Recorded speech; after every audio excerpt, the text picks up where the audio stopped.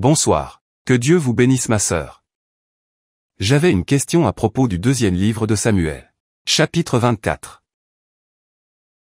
Le premier verset dit que la colère de l'Éternel s'enflamma de nouveau contre Israël, et qu'il incita David à faire le recensement d'Israël et de Juda. Nous voyons donc comment David a procédé à ce recensement et comment, par la suite, Dieu a puni le peuple car il était en colère contre lui. En continuant ma lecture, j'arrive au troisième livre des rois, où le Seigneur confirme ensuite le royaume à Salomon. Au verset 3 du premier livre des rois, je vois que Salomon a conclu une alliance avec le Pharaon, roi d'Égypte, en prenant sa fille pour femme et en l'amenant dans la ville.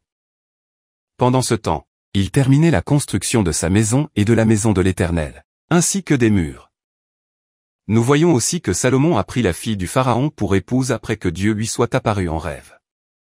Par la suite, Salomon a connu de nombreux triomphes et victoires, mais il a continué à prendre de nombreuses femmes d'autres peuples après la fille du Pharaon.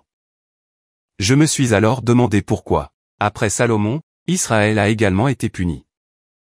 En analysant les versets sur David, lors du recensement du peuple, je me suis demandé pourquoi Dieu était en colère contre le peuple.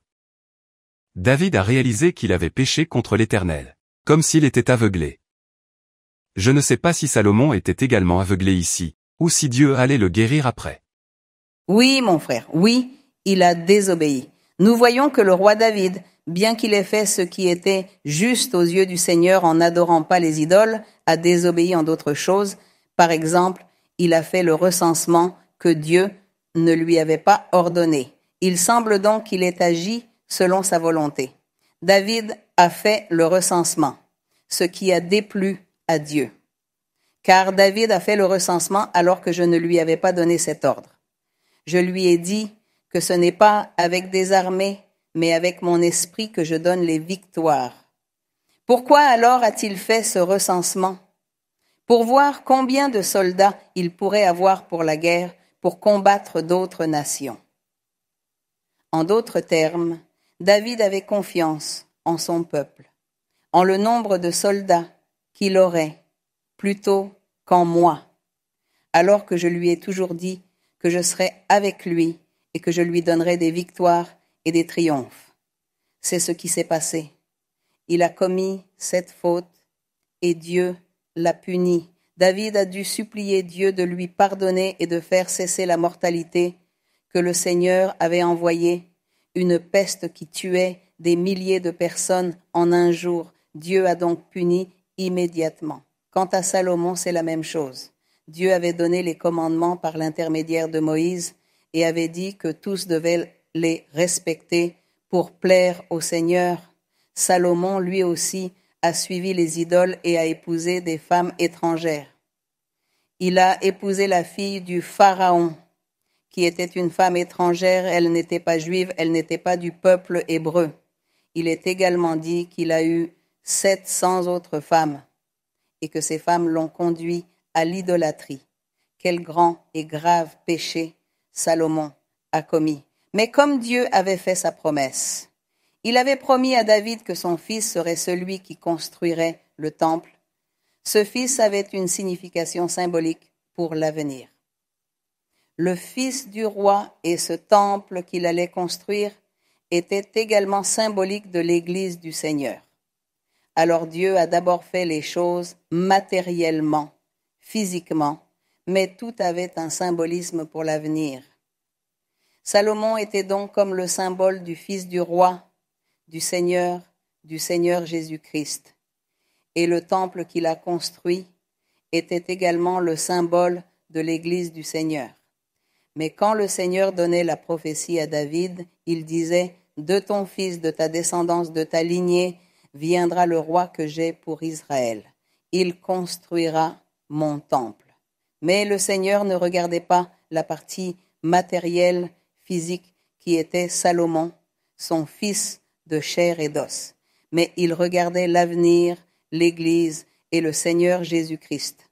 C'est pourquoi il est dit dans la Bible que le Seigneur Jésus-Christ est venu de la lignée de David, car c'était de ce David spirituel. Et ce Salomon spirituel était le Seigneur Jésus-Christ. Mais le Seigneur l'a personnifié en matière pour que cela se réalise. Mais cette matière, cet être humain, Salomon a déçu Dieu.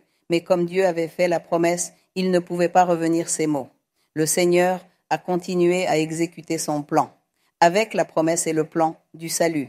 Mais bien sûr, Salomon a été puni d'une certaine manière.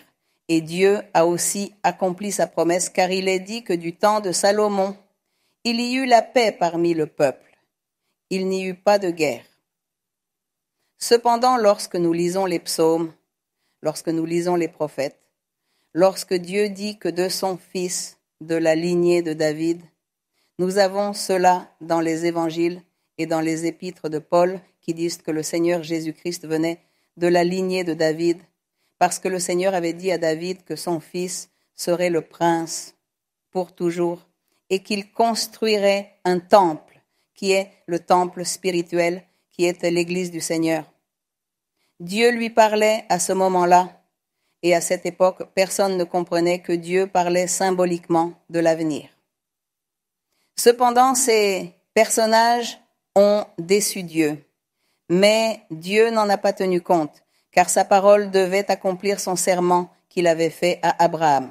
Le Seigneur devait continuer à suivre ce plan. C'est pourquoi le Seigneur a puni le peuple d'Israël. Il les a punis physiquement.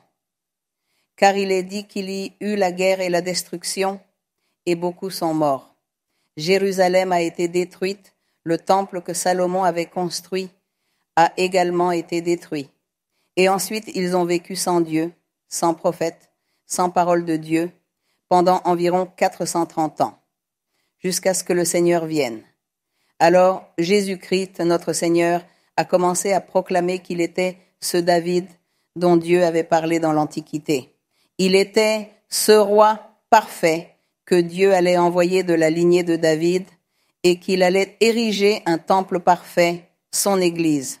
C'est ainsi que nous lisons la Bible, que nous la comprenons et que nous découvrons ces mystères de Dieu. Nous voyons comment cette personne que Dieu avait placée a échoué, a péché et Dieu l'a puni. Cependant, le Seigneur continue son plan. Aujourd'hui, dans l'Évangile que nous lisons et analysons, nous devons nous efforcer de ne pas décevoir notre Dieu, mais de continuer à avancer jusqu'à ce que son plan se réalise. Quel est ce plan que Dieu a pour nous? Il dit que nous serons l'Église du Seigneur, que nous serons son temple. Il dit que l'Église est le temple du Seigneur, que notre cœur est le temple du Seigneur, et que nous devons atteindre l'objectif jusqu'à la fin, persévérant pour que cette promesse se réalise enfin, où il est dit « Celui qui persévère jusqu'à la fin sera sauvé et atteint l'éternité devenant partie de l'Église, de ce temple que le Seigneur. » Lorsque nous lisons l'Apocalypse, nous parlons d'un temple, d'une ville, d'un mariage entre le Seigneur et son Église, ses croyants.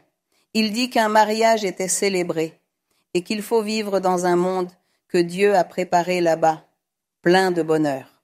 Oui, nous sommes ici en chair, mais nous luttons tous pour que cette chair ne nous fasse pas pécher et ne nous fasse pas perdre les bénédictions et les promesses que Dieu a pour l'avenir, où nous serons tous des esprits.